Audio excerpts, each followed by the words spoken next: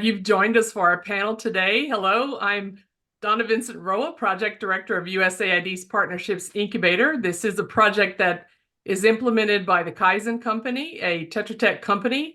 Welcome to our panel today. It's Localization in Action, a trilateral perspective to achieve results. Today's discussion is focused on exploring effective localization through the voices of different stakeholders, USAID, an implementing partner, and a local partner. We'll be hearing from colleagues today on the Partnerships Incubator, USAID staff, and our local partner from USAID's Boresha Jamii Health Project. Now, the Partnerships Incubator is a USAID project set up under the new Partnerships Initiative nearly 5 years ago as a pilot for the agency. Now, based on our unique framework, our origin, and our partnership with the agency on its localization efforts, the incubator has acquired a set of fascinating best practices on localization. Today, we're going to explore and showcase examples of operationalizing localization and achieving results for and with local and non-traditional partners. Now I'd like to give our panelists a chance to introduce themselves. Brandon, would you kick us off? Well, thank you, Donna, and hello, everyone. It's a pleasure to be here today. I'm Brandon Sitzmann, Deputy Project Director and Technical Director for the Partnerships Incubator. Bienvenida, Jolie. Muchas gracias, Donna. Buenos días. Hi, everyone. My name is Yolanda Martinez. I work for USAID El Salvador and Central America and Mexico Regional Mission. We're here in the heart of the Americas in Central America, so delighted to be with you. Thank you. Habari, Dr. Solomon. Thank you very much, Donna. I'm happy to be here today. My name is Dr. Solomon Orero. I work with USAID Boresha Jamii, a project that was the prime is Jaramogi Oginga Odinga University of Science and Technology in Kenya, western region of Kenya. Thank you. It's great to have all of you here with us. And Brandon, I'm going to put you on the hot seat first. I'll start with you with two related questions. The first one is, what does the incubator do to meet the agency's mandate for localization? And the related question is, how has the incubator been a strategic force in helping the agency operationalize localization? Great. Thanks, Donna. It really is great to be here today as part of today's event. Before I respond to the question about what we've done to support USAID's localization mandate, I think it's important to set the stage a little bit. I believe there are two reasons that we've been able to support USAID so successfully in their vision for localization. First, from the very beginning, we've had the complete trust of the agency. What I mean by that is thanks to the very strong relationships with the champions and ambassadors of localization within USAID, the ones that have given us the freedom and also a mandate to innovate, the incubator's way of working and delivering services has created and informed the expectations of our government counterparts. The second item, and as you and I have often said, Donna, talent is everywhere, but opportunity is not. That's just as true for the local and non-traditional partners that we've sought to support as it is for our own team. So as when we were staffing up the incubator, we wanted to ensure that everyone on our team received opportunities to contribute and to have their voices heard. And I believe that this intentionality that we put in place really helped establish remarkable team dynamics that led to the success of the incubator. So during this, our final year, we even flipped the script a bit, and we have some of our more junior colleagues leading really critical engagements with USAID and partners, while the senior staff has taken more of a support function. The goal, of course, in all of this work and the approach we've taken is to support the next generation of development professionals in all that we do. So that's a little background. So with all of those systems in place, what did we actually do with USAID and the partners? So localization isn't new. It's been an evolving concept for a long time, but in the last 20 years in particular, it's brought a really renewed focus on inclusivity of and the support for the local partners. While development often leaps forward, I believe, dramatically with technological breakthroughs, the fundamental progress is often slow and grinding, and can only be made when people connect within a system to support each other, each person and organization playing a contributing role to the whole. So in that sense, for far too long, local organizations were not included in a very substantive way, and in some cases even excluded from that process. So USAID's focus on localization for us has really opened up space for the incubator to contribute in a way that, quite honestly, I never would have imagined when we started. The incubator, as you mentioned at the beginning, is a 5-year, $47 million USAID Washington managed global service hub. It's quite a mouthful, but it is open to all parts of the agency. And we had a threefold mandate, which was to identify and engage new and local partners, to provide training and capacity strengthening assistance, and then to develop resources and models to advance localization and inclusive development. The first two goals of engaging and providing capacity strengthening support to partners are what we at the incubator referred to as directed services, while developing resources more broadly was indirect support. So during our 5 years, we've worked with more than 35 missions, bureaus, and operating units in both directed and indirect service requests. Direct services for USAID include and still include activities such as partner landscape assessments, of which we have completed 13, partner assessments, project turnaround for activities that we're struggling to deliver, and co-creation and co-design efforts with partners. I would say, perhaps though, the most significant work that we've had has been with the 78 partner organizations in the development and the humanitarian space, to whom we've provided customized technical assistance and capacity strengthening support at the direction and discretion of USAID. And that phrase is rather important for us because we only worked directly with local and non-traditional partners that were assigned to us by USAID in order to reach a wider audience of new, local, and non-traditional organizations. We focused on indirect service support. And we did this primarily through communications, translation, and website activities. The website, in terms of indirect services, I think has been our most impactful element. It's evolved from a .org to now its inclusion as a .gov platform within the domain of USAID. Since its launch in November of 2021, the website has had more than 2,710,000 unique page views, and it's reached over 315,000 unique visitors. And it's really what's available on the site that's drawn organizations and individuals to it. There are resources such as a partnership checklist, pre-engagement assessment, which help local organizations to understand what it means to work with USAID. There's a partner directory and a private sector front door to help partners find one another. And when they are ready to pursue a partnership, the website has integrated USAID funding opportunities and a new unsolicited submissions portal in its list of resources. So personally, I think this is the biggest evolution for the website and the biggest impact for the incubator. And recently, we launched the platform itself in additional language other than English to include Spanish, French, and Arabic, which to me has been quite remarkable and to be part of that effort. So with all of these innovations in one place, I believe we've really delivered on USAID's effort to reach local audiences. The incubator's end goal, of course, as a third-party service provider, is to fully bridge the spectrum of needs between USAID and new, local, and non-traditional partners that it's seeking to connect with.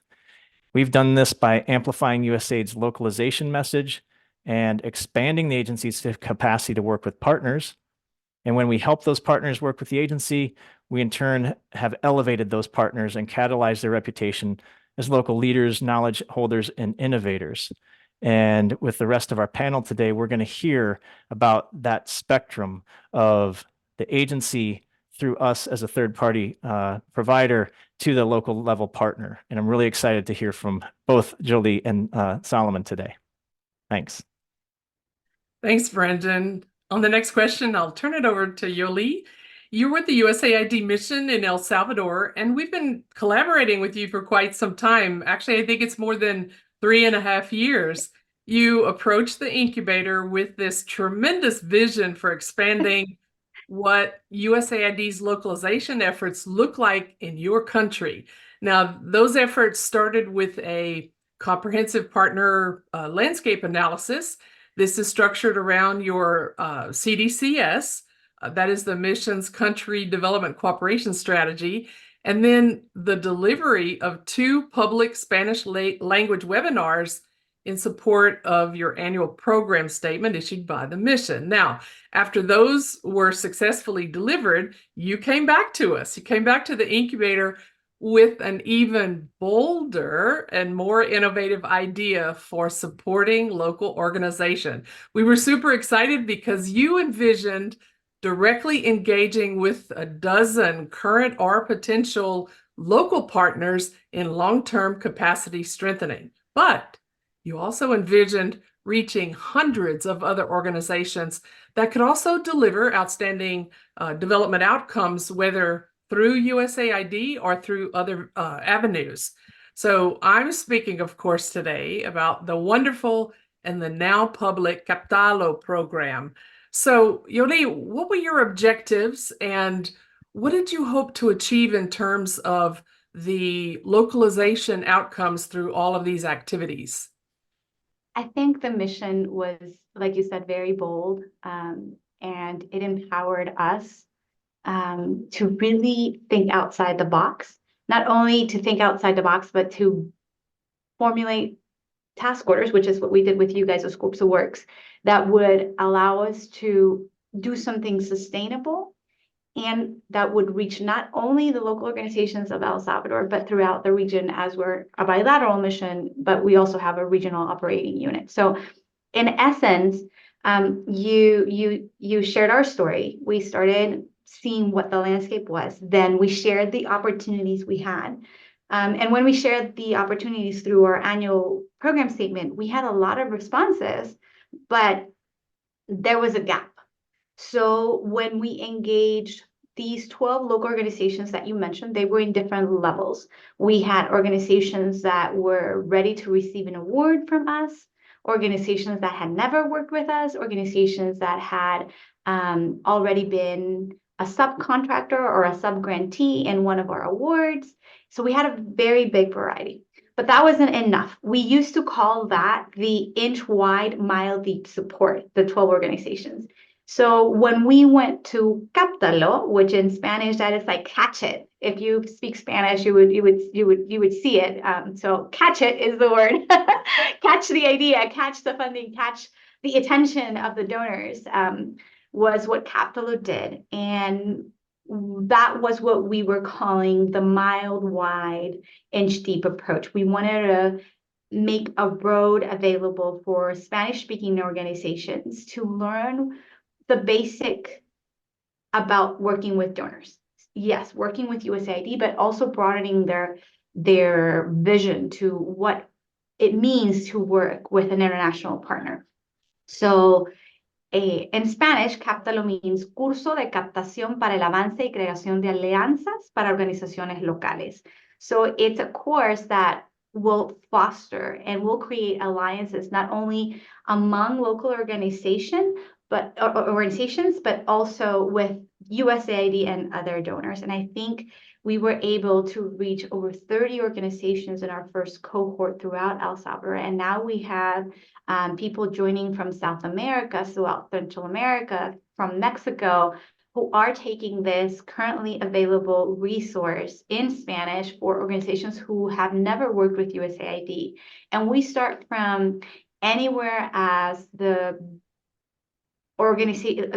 international agreements that there exist, like an intro to that, but then we go very into the details about the type of finance mechanisms and tools that you need to have in place to do procurement, to hire people, to do teaming agreements, because some of these organizations have never even heard the word teaming agreement. So we felt that was a great way for organizations to reach a new level. And in the chat, we will leave for you a series of links. For example, the Captalo website that's still available and running, and the blogs, both in English and Spanish, that we partner with the Incubator to do to make sure that people reach it in their language. And it doesn't matter if you have never worked with USAID, this is an opportunity to learn about us.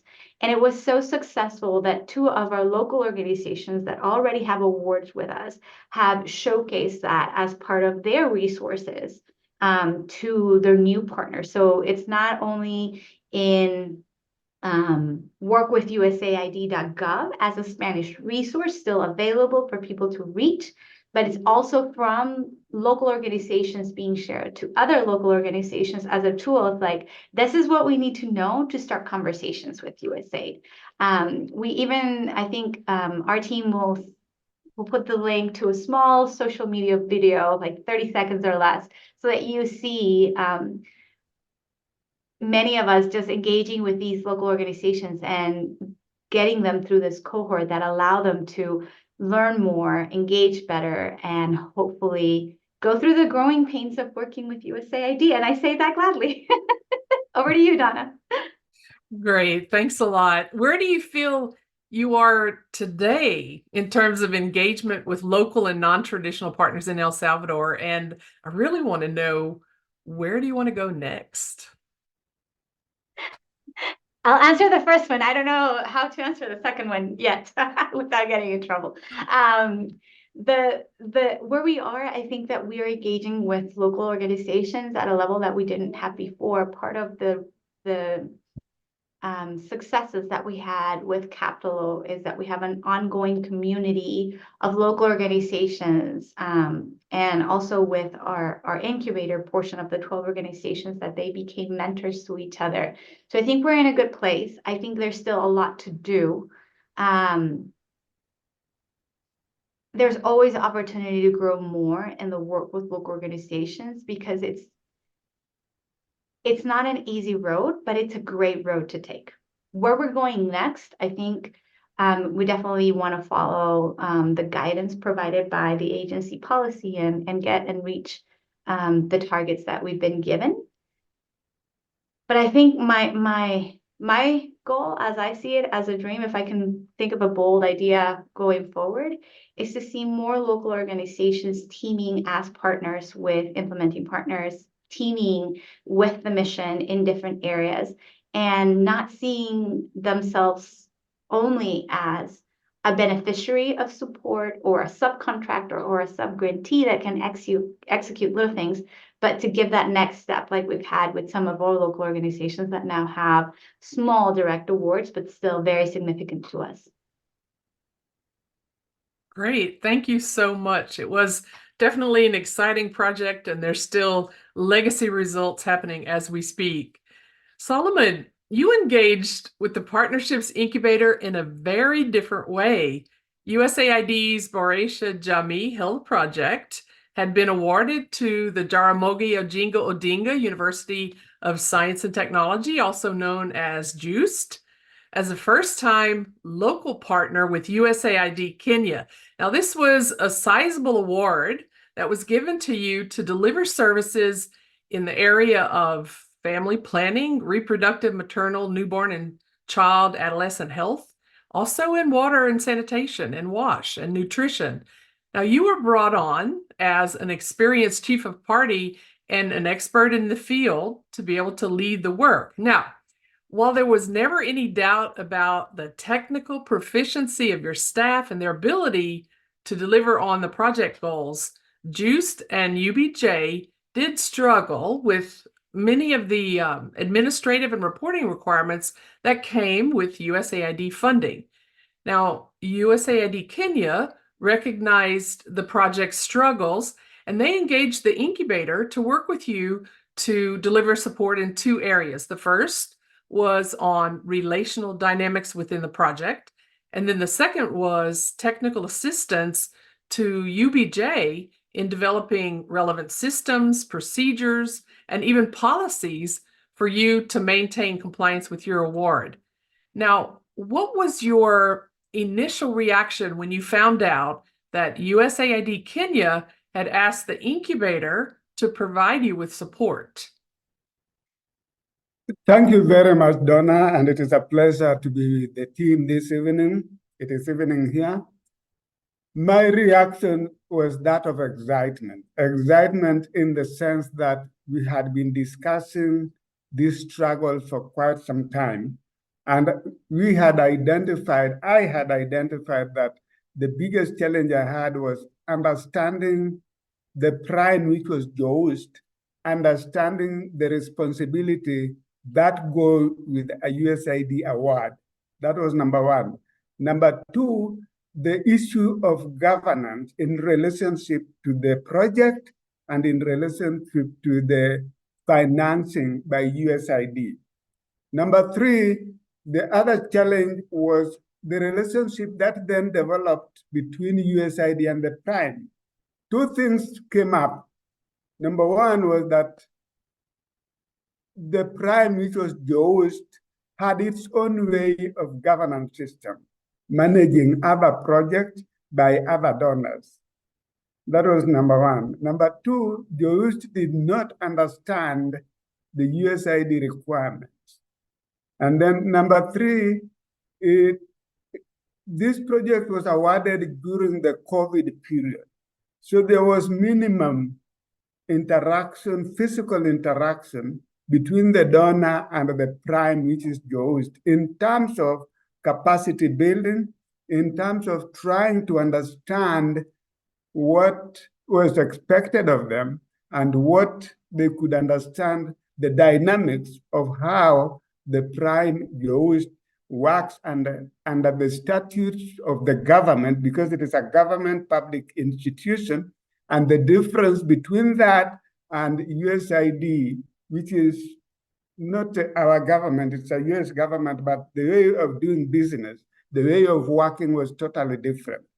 So why was I excited about this? I was excited about this that I would have a neutral person who can probably help bridge the gap between the prime, which is Joost, and also USAID. That was number one. And then number three, in that drift, I was in the middle. And me and the program was in the middle. I knew, and I still know, what USAID wanted. I did not quite understand, because I hadn't worked in the public sector for a very long time. I didn't understand how, having been awarded that sizable amount of grant, the university could not understand how they can follow just the simple rules and the simple dynamics of what USAID wanted. And like you mentioned, it was a difficult nightmare trying to put in policies and guidelines and standard operation procedures, which were totally at variant with what the university follows. And I had a block, I couldn't get that to move. And the coming of the Incubator partnership in between, for me, was an opportunity. I saw that I could get an arbitrator, somebody totally neutral, somebody who could help me help me convince the university to understand that all this is for their good. And luckily enough, when the Incubator team came in, a few things they did which made a lot of sense to me. The first thing they did was to try and understand the dynamics of what is going on. Dynamics from the university side, dynamics from the program side, from the staff themselves, and also dynamics from USAID. This, I thought, was a very beautiful way of looking at it.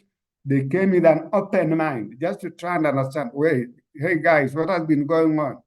And once they understood that, and then with the vision of localization, and some of us had been prepared for that localization because USAID Kenya and East Africa started talking about it in 2018, when they started with the journey to self-reliance. And following immediately after the journey to self-reliance was localization. Why did localization come in? Localization, in my interpretation, having worked in that space for quite some time, was such that we can have a cohort of institutions and personnel who can run the programs, who can manage the programs, who can achieve the benefits, and can do it even without USAID having to be there every day. That, to some of us, was the most beautiful thing that happened.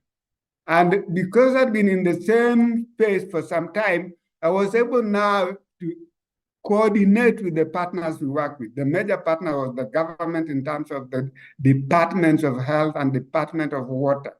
I was now able to work with them and tell them, hey, look here, guys, this time around, it is us. We are the ones, local people, managing this program. And our vision is for you to reap maximum benefit.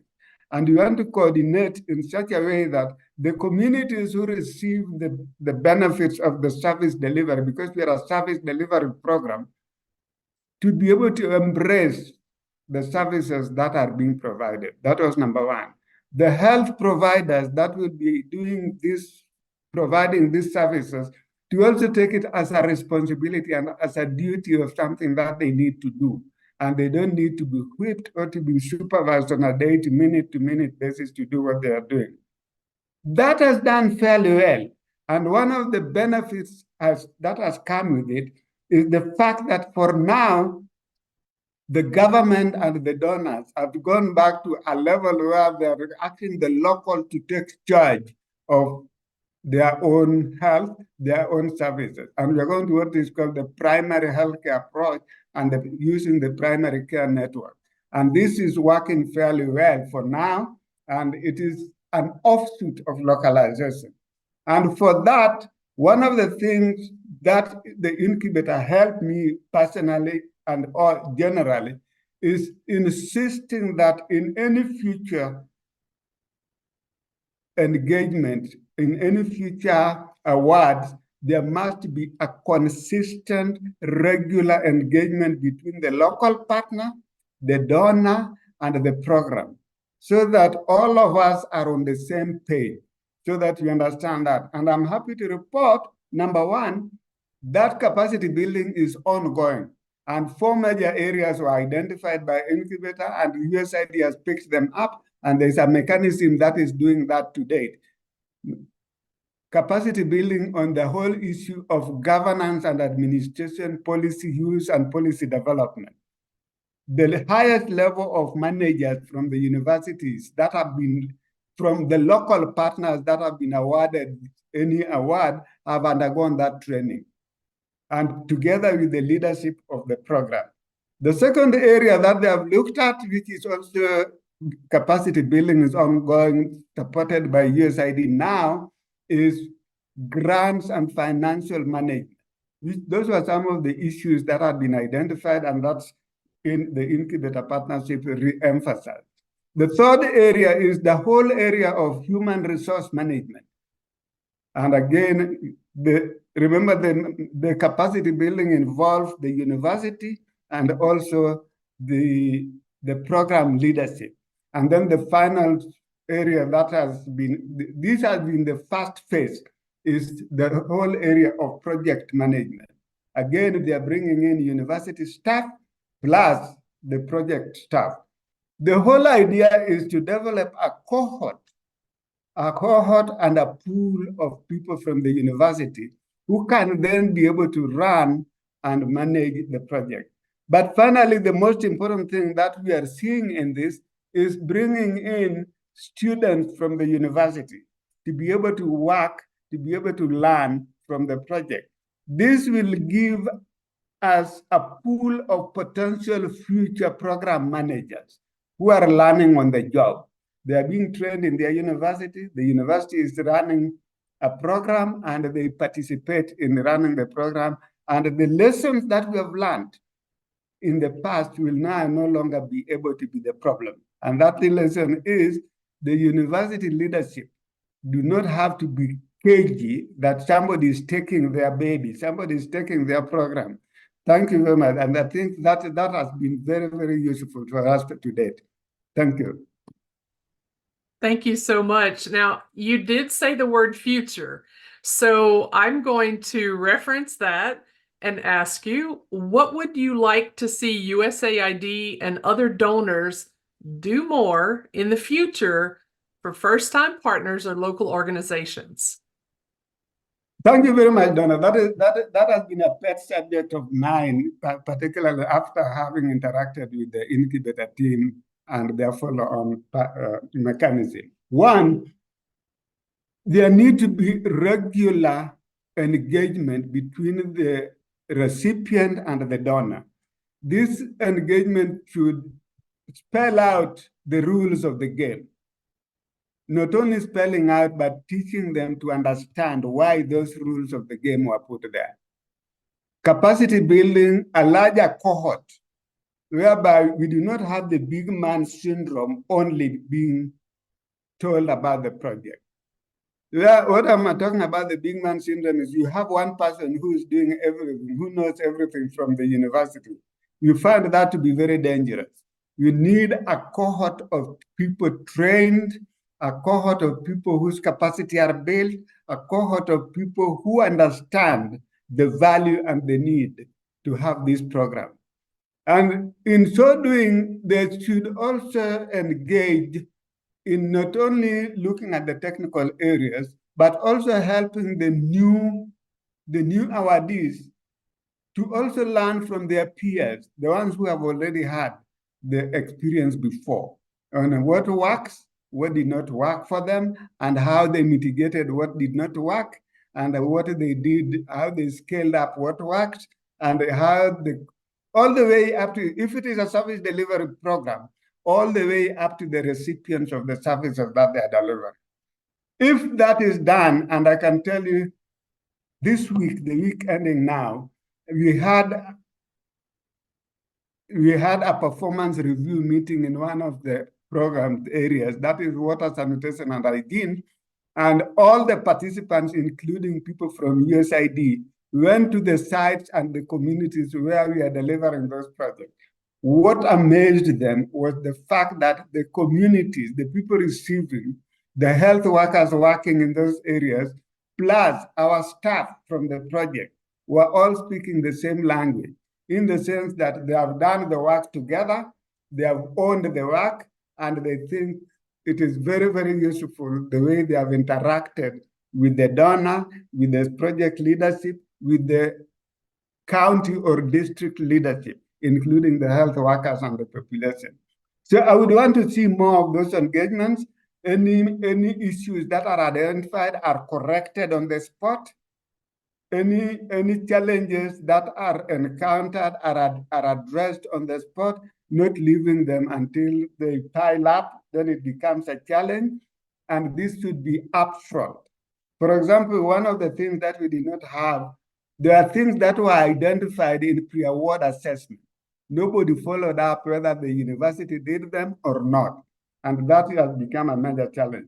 And one of the things I now pride myself and the Incubator team is that following the experiences we have had at those, new awardees are now being sent to me to discuss with them what some of the things to avoid, to learn from my experiences. And I'm feeling proud about it. Thank you. Thank you so much.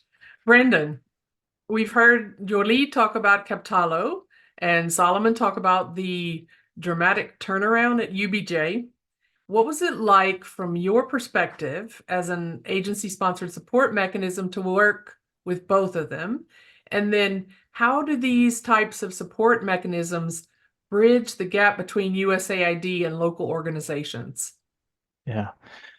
Well, first, I think, as everyone has just heard so eloquently from both Jolie and Solomon, for me, it was such a rewarding and fulfilling experience professionally and personally. Working with both of them was just absolutely incredible. They are outstanding individuals, they and their teams. So from the very beginning, Jolie was just such a vocal advocate for our involvement with the mission's localization efforts, and everything that USAID El Salvador was willing to do and to take those risks.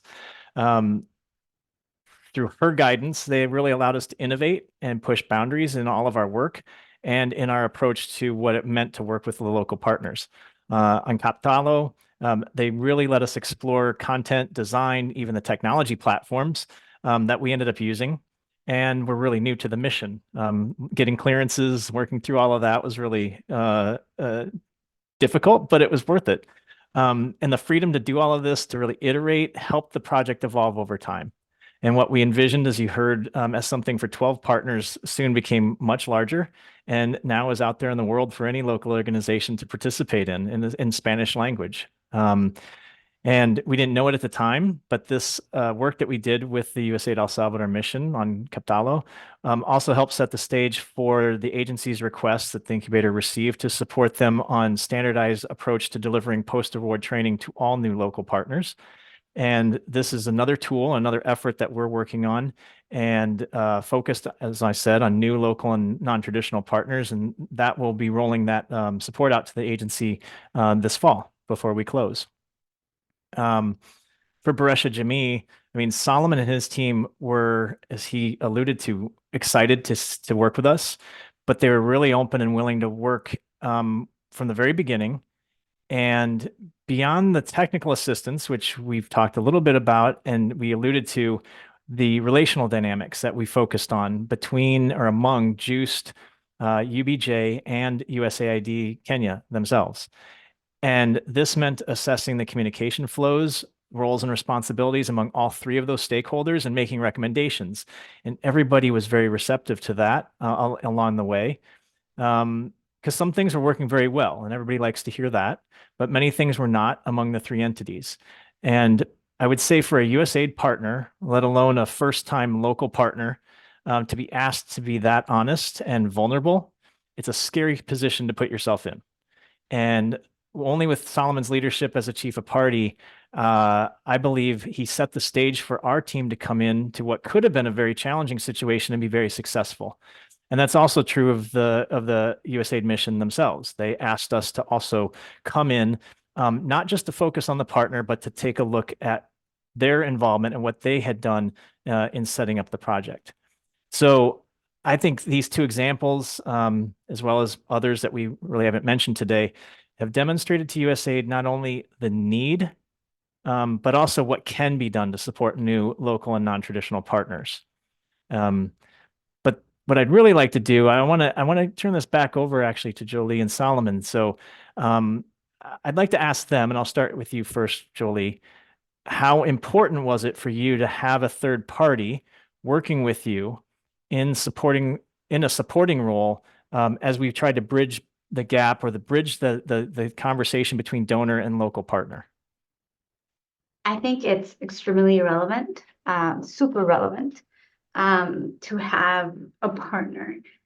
The way that I see it is that the mission would have been able to have some reach, but having the incubator side by side with us allow us to amplify. And I think that was in several instances the case. But just to summarize a couple of things, if we have a little bit of time, you let me know. But I think that starting with the partner landscape assessment, it allows us to understand what was out there. It also set the stage for other missions to pursue partner landscape assessments. And it creates a vision of how much is out there to help or engage, or not to help or not engage. And for us, it was eye-opening. Then when we did the first, the second approach to the NPA, and we did the presentations of our APS, we thought, oh, we're going to communicate, we're going to engage, that's going to be awesome. And we did. And we had a great reach and we had a lot of responses, but then we saw a gap. So I think having a partner that you can have like as a sounding board and as a creative partner on how you engage, on how do you evolve, on how do you take the next step was super critical.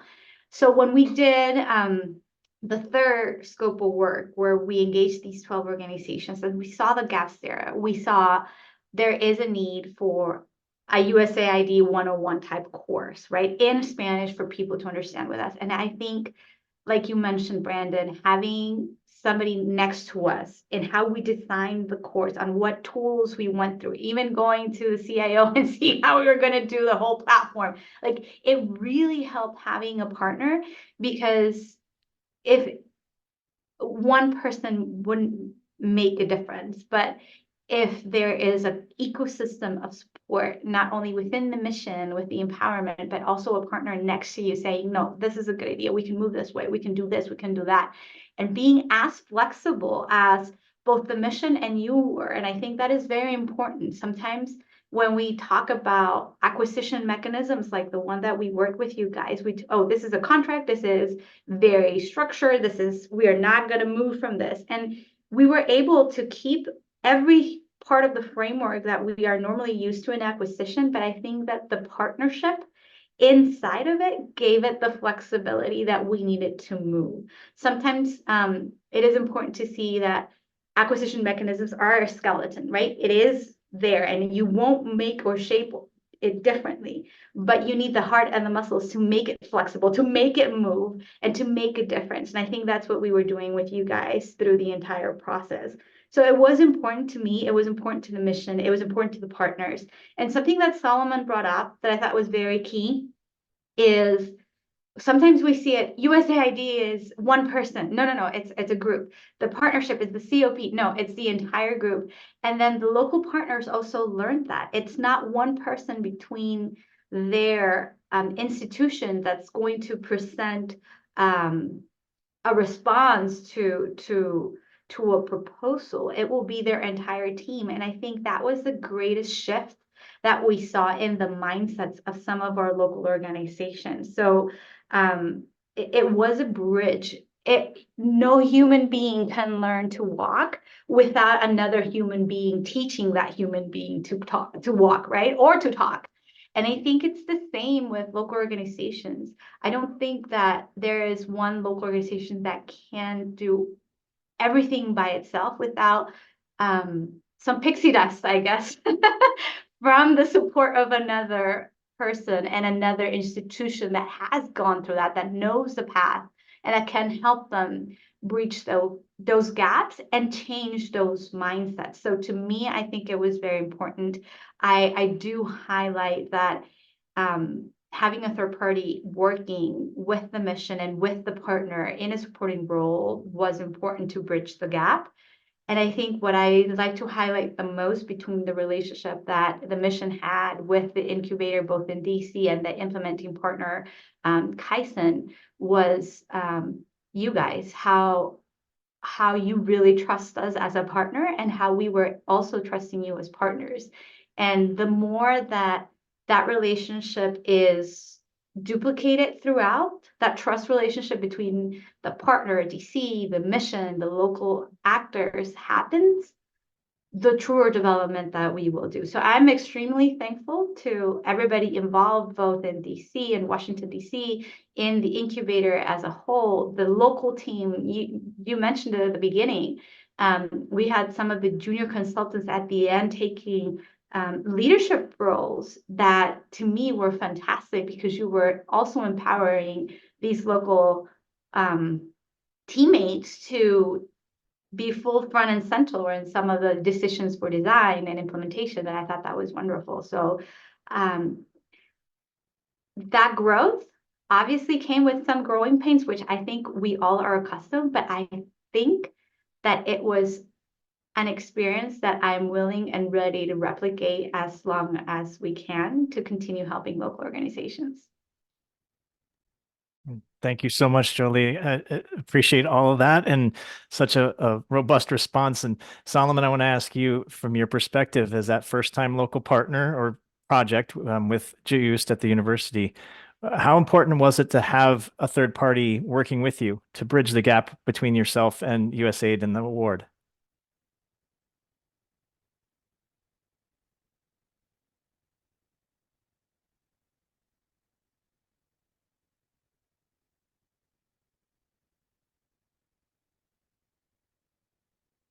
Did the question come through, Solomon? Were you able to hear the question? I'm curious about your perspective about having a third party. How important was it to help bridge that gap? Thank you very much, Brandon.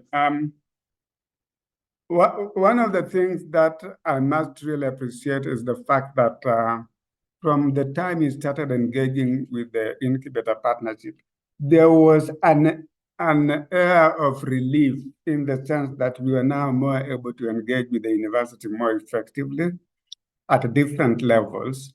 We started streamlining communication channels, which was a major challenge. Number three, we also started having more constructive engagement between the university and also the USAID, the donor. Following that, I've had to take a number of the USAID leadership to the university, something I was not able to do before. That has really, really been useful. It is now a more relaxed environment to work in compared to what it was before. And then the other issue that we are now pursuing is actually getting a training which is run and coordinated by the university in terms of practical experiences in program management at the community level. That will go a long way in strengthening localization for the future generation. And USAID has given us a thumbs up that if that works, it will enhance localization, and we are moving on ahead with it. And one of the issues that has been useful because of that communication barrier that was broken, and we are now able to engage very effectively. There is a program which I mentioned earlier, primary care networks and primary healthcare. I have been allowed to try and do a prototype where there is total involvement by the locals, and the one that is also being supported by the donors and the government, which is prescribed kind of. The one I'm prototyping is where everybody comes to the table and we agree as locals, how can we run this program? How can we design this program so that it is effective for us? For me, that is, if that works and we can be able to demonstrate it, it will be one of the most important achievements of localization, where you get the local people designing, putting in the monitoring and evaluation parameters, and at the same time looking at the impact in the final analysis. All this would not have been possible earlier on when I joined the program more than 2 years ago. But now we are in a space where we are able to discuss that. We are actually putting it in as a collaboration and adaptation learning agenda. And that will be very, very useful for the university as a niche that they may create for themselves. Thank you. Well, this has been an exciting panel for today, and it's been both an honor and a pleasure to work on these two projects. I want to thank all the panelists for their insights, as well as you, the audience, for your attention today. I personally feel very inspired by this conversation and by all the sessions in the SID conference, and I hope all of you feel the same way. So thanks again. I'm Dr. Donna Vincent Roa, the project director of USAID's Partnerships Incubator, signing off for all of us today. Thanks. Thank you, Donna. Thanks, everyone. Thank you. Bye. Gracias. Thank you. Bye. Asante sana. Asante sana. Thank you very much.